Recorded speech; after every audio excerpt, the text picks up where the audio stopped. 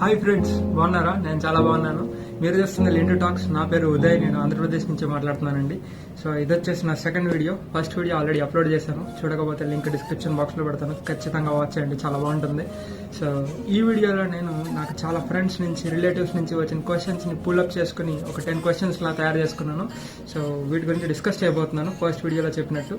So చాలా ఇన్ఫర్మేటివ్గా ఉంటుంది, end వరకు ఖచ్చితంగా చూడండి. So without making further delay, let's go.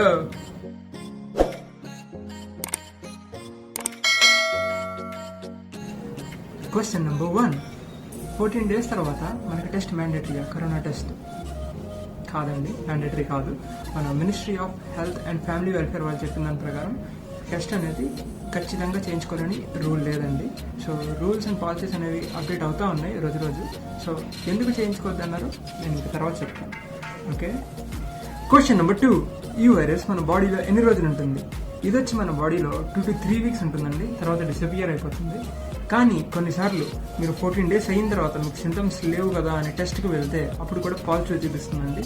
So don't get panic, ఇంట్లోనే ఉండండి, హాయిగా ఉండండి, ఏం కాదు. మా ఫ్రెండ్స్ వాళ్ళ పేరెంట్స్కి కూడా ఇలాగ అయింది. So don't be tensed, stay home. Question number 3. 14 days అయిపోయి బయటికి వెళ్ళొచ్చా?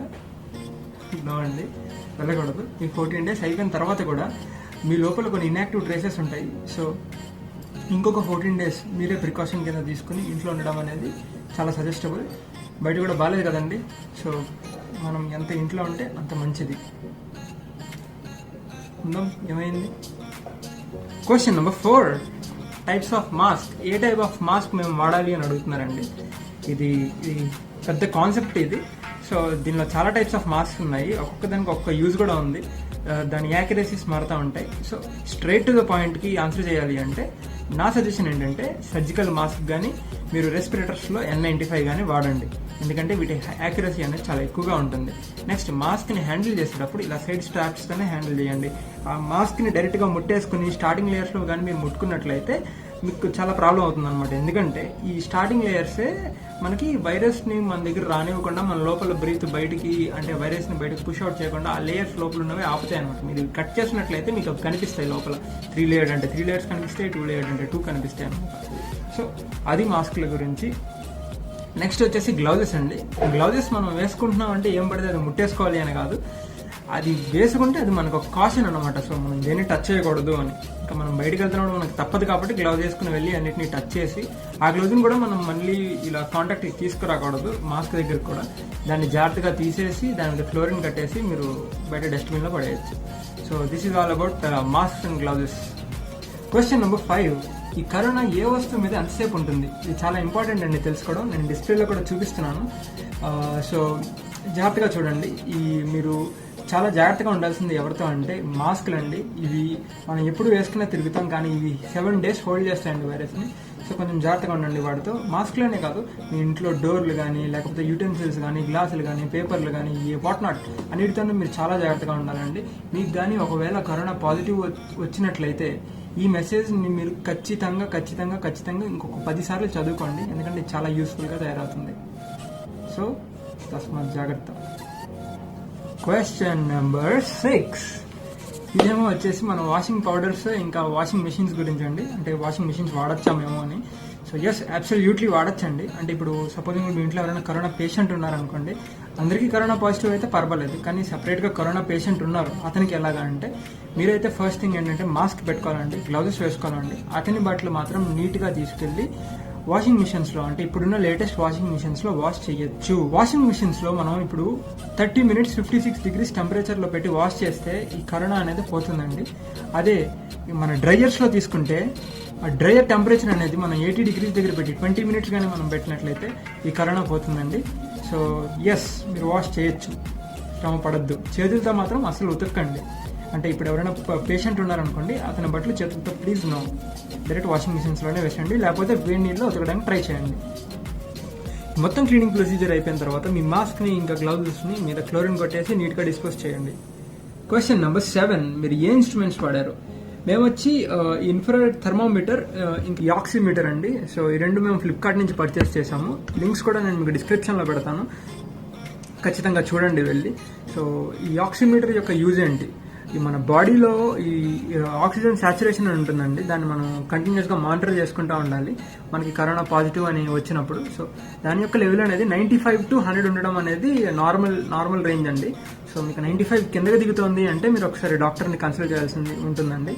ఒకవేళ మీకు ప్రీవియస్గా ఏదైనా లంగ్ ఇష్యూస్ కానీ లేకపోతే హార్ట్ కంప్లైంట్స్ కానీ ఏమైనా ఉంటే కొంచెం 90 to 95 అనేది అది కొంచెం అట్లా ఉంటుందండి. కానీ మీరు డాక్టర్తో ఎప్పుడూ కంటిన్యూస్ టచ్లో ఉండాలి ఒకవేళ 95 కన్నా కిందకు ఉంటే. క్వశ్చన్ నెంబర్ 8, ఏ టైప్ ఆఫ్ శానిటైజర్స్ వాడాలి? చాలా ఉన్నాయండి బయట. సో అంటే జెల్ టైప్స్లో కానీ లేకపోతే లిక్విడ్ టైప్స్లో కానీ చాలా ఉన్నాయి. సో ఫస్ట్ థింగ్ మీరు గుర్తుపెట్టుకోవాల్సింది ఏంటంటే ఏ శానిటైజర్లో అయినా ఇథైల్ ఆల్కహాల్ పర్సెంటేజ్ అనేది మోర్ దెన్ 60% ఉండాలండి. అప్పుడే అది గుడ్ హ్యాండ్ శానిటైజర్ అవుతుంది. సో ఇంకా హ్యాండ్ శానిటైజర్ల విషయం పక్కన పెడితే మనం హ్యాండ్ శానిటైజ్ చేసుకునే విధానం కూడా మనం కొంచెం క్లీన్గా అబ్జర్వ్ చేసుకోవాలి. ఇక్కడ నాకు మా డాక్టర్ చెప్పారు నేను ఇది చేస్తున్న తప్పు అని. సో హ్యాండ్ మీద ఇలా మనం శానిటైజర్ వేసుకుని దాన్ని మనం టువర్డ్స్ అవర్ బాడీ కాకుండా కొంచెం బాడీ నుంచి దూరం పెట్టి మనం గ్రౌండ్ సైడ్కి ఇట్లా హ్యాండ్ని శానిటైజ్ చేసుకోవాలన్నమాట. ఎందుకంటే ఈ హ్యాండ్ శానిటైజర్స్లో ఈ లోపల సపోజింగ్లీ మన హ్యాండ్ మీద వైరస్ కానీ కరోనా వైరస్ కానీ ఉన్నట్లయితే దాంతో కంబైన్ అయ్యి దాన్ని బ్రేక్ చేసే మెకానిజం ఉంటుందండి. సో మనం ఎప్పుడైతే హ్యాండ్ మీద శానిటైజర్ రాసుకుంటామో అప్పుడు అది బ్రేక్ చేసి ఆ పార్టికల్స్ని మన షర్ట్ మీద కాకుండా పక్కకు పడేటట్టు ఉండాలంటే మనం పక్కకు పెట్టే హ్యాండ్ శానిటైజ్ చేసుకోవాలండి. So this is a very good point. నాకు మా డాక్టర్ చెప్పిన తర్వాత అర్థమైంది. ఒకవేళ నాకు తెలియదేమో, ఒకవేళ మీకు కూడా తెలియకపోతే గుడ్ పాయింట్, నేర్చుకోండి. క్వశ్చన్ నెంబర్ 9, వేస్ట్ని ఎలా డిస్పోజ్ చేయాలి? సో వేస్ట్ అంటే ఇక్కడ మేము తిన్న పేపర్ ప్లేట్స్ కానీ పేపర్ గ్లాసెస్ కానీ వీటిని మేము ఎలా డిస్పోజ్ చేసాం. సో ఇక్కడ మా మున్సిపాలిటీ వాళ్ళు వచ్చేవారండి. సో వాళ్ళకి మేము డైరెక్ట్గా ఇచ్చేసేవాళ్ళం కాదు ముందు ఇచ్చేటట్టు. మేము మా దగ్గర బ్లీచింగ్ పెట్టుకునే వాళ్ళం అండి. సో మేము క్రియేట్ చేసిన చెత్తనంతా ఒక సపోజింగ్ కవర్లో పెట్టేసి దాన్ని చుట్టూ బ్లీచింగ్ చేసేసి దాన్ని మేము వాళ్ళకి ఇవ్వడం జరుగుతుందండి. ఒకవేళ వాళ్ళు కానీ రాని టైంలో మేము ఏం చేసేవాళ్ళం అంటే మేము వాడిన ఈ మాస్కులు కానీ గ్లౌజులు కానీ మొత్తం నీట్గా ఈ పేపర్ ప్లేట్స్ పేపర్ గ్లాసెస్ అన్నీ తీసుకొచ్చేసి ఒక దగ్గర పెట్టి మేమే వాటిని చేసేవాళ్ళం అండి. సో ఖచ్చితంగా మీరు హాస్పిటల్ నుంచి కానీ ఇంటికి వచ్చిన వాళ్ళు అయితే మీకు తెలుస్తుంటుంది. మీరు హాస్పిటల్లో కూడా వాడినవన్నీ వాళ్ళు డిస్పోజ్ చేసేస్తూ ఉంటారు ఇలాగే. సో ఎయిదర్ మీరు బ్లీచ్ చేసి లేకపోతే శానిటైజ్ చేసి మీ మున్సిపాలిటీ వాళ్ళకి ఇచ్చేయండి, లేకపోతే మీరే తగలబెట్టేయండి. క్వశ్చన్ నెంబర్ 10, ఈ క్వశ్చన్ వచ్చేసి మన ఈ కరోనా వైరస్ పాండమిక్ టైమ్స్లో ఏసీస్ని ఎట్లా వాడాలి అని. సో చెప్తానండి. మన గవర్నమెంట్ వాళ్ళు ఇచ్చిన గైడ్ లైన్స్ ప్రకారం మన ఇంట్లో ఉండే స్ప్లిట్ ఏసీ కానీ విండో ఏసీ కానీ మనం హ్యాపీగా 25 to 30 degrees టెంపరేచర్ పెట్టుకుని 40 to 70 హ్యూమిడిటీ రేంజ్ పెట్టుకుని విండోస్ని కొంచెం ఓపెన్ చేసుకుని మనం హ్యాపీగా వాడుకోవచ్చండి, ప్రాబ్లమే లేదు. ఇంకా గవర్నమెంట్ వాళ్ళు చెప్పిన విధంగానే ఈ సెంట్రలైజ్ ఏసీస్ని మనం వాడలేమంటండి. ఎందుకంటే ఎయిర్ అనేది లోపల తిరుగుతూ ఉండడం వల్ల మనకి అవుట్ సైడ్ ఎయిర్ బయట ఎయిర్ లోపలికి రాకుండా ఉండడం వల్ల దీనివల్ల కరోనా వస్తుంది అని ఎక్స్పర్ట్స్ కూడా చెప్తున్నారు. సో మీకు ఫోటో కూడా నేను మీకు ఇక్కడ డిస్ప్లే చేస్తున్నాను స్క్రీన్ మీద. సో దీని ప్రకారంగా నేను చెప్పడం జరుగుతుంది. So yes, this is our 10 questions list అండి. సో ఈ 10 questions-తో పాటు నేను ఒక చిన్న నోట్ వదులుదాం అనుకుంటున్నాను లాస్ట్లో.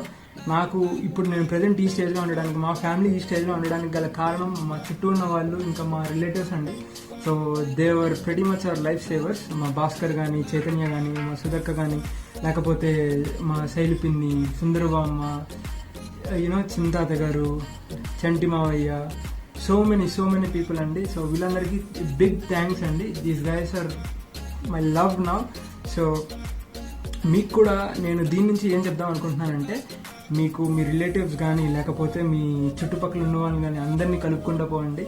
సో వాళ్ళే మీకు ఏదో రోజు మీ రక్షక భటుల్లో తయారవుతారు. So so this is it.